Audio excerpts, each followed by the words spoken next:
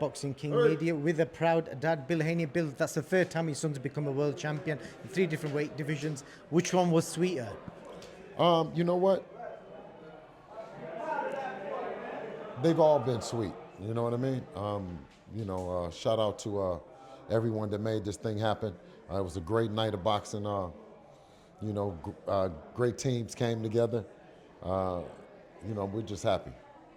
Was there respect at the end of the fight? Because there was so much back and forth in the build-up to the fight. What was the respect like afterwards? You know what? It's a mutual respect, for boxing. You know what I mean? And our competitive natures and stuff like that.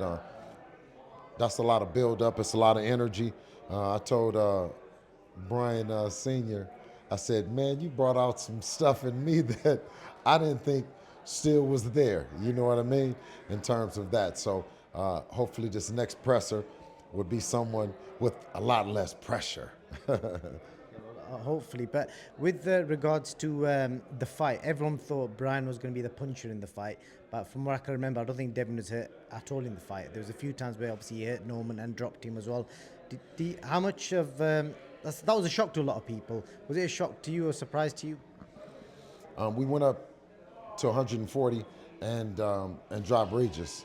We went to 144 and ran into a PED, Ryan Garcia.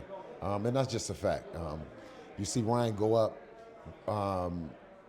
really, test it, you know what I mean?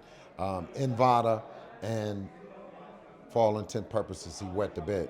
But that goes nothing, I don't say anything against him in the terms of can he fight, but I do say is will he fight, and does he fight good, clean?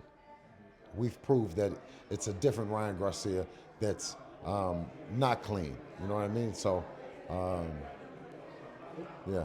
Which names stand out to your son? I know Jaron Ennis is the weight above. I don't know why, but I'd love to see that fight. But if not Jaron Ennis, like who at 147, who would you like? Which title holders would you target? Lewis Crocker. Right now, we're gonna just take an opportunity for Devin to rest and to enjoy the fact that he's a 3-division champion at 27. And a couple of years old, and then you know what I mean, and then still undefeated, and we'll come back and revisit it. You know what I mean? I'm ecstatic about the 4-month training camp, and I look forward to sitting down with him and finding out where we're going to be going for next. It's 7 a.m. I think this next questions are probably going to wake you up. I just spoke to Eddie Hearn, and his words were that Devin is just not good to watch. He had his eyes wide open, and let me ask you this. What champions does Eddie have? Bam Bam. Oh, well, Bam Bam is over here, with us. Who else does he have? Jaron Ennis. Okay. I speak for, that speaks for itself. Eddie Hearn. It's a reason why that you're talking about Devin. I mean, good, bad, or indifferent, you could at least give us our respect that we've put in this work. You know what I mean? And he gave you the respect for the win. He said he's a very hard guy to beat, but he just said he's not good to watch. That's basically what he said. That's his personal opinion. I don't necessarily like all of those outfits that you wear either, Eddie, all the time. You know what I mean? But but you are sharp.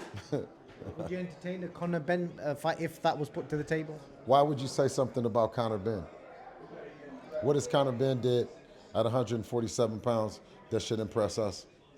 Well, he hasn't fought at that weight for 3 years, I don't think. So what would that do for us?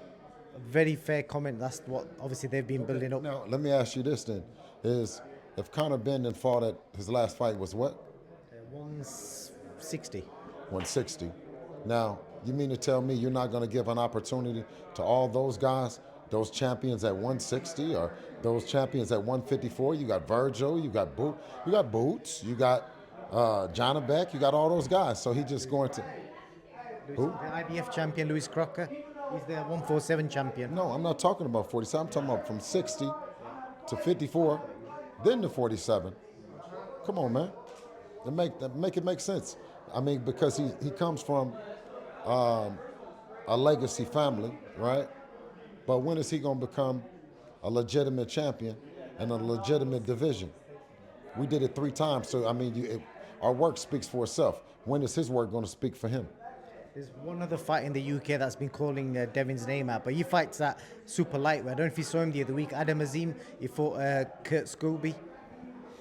Shout out to him and his team. He's a young fighter, and he's on his way up. Alhamdulillah.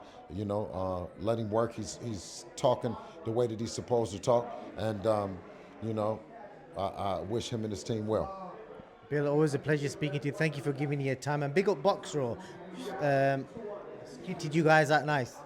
Absolutely. Box Raw had us tailored in, buttoned in, and ready to go. I'm the boogeyman!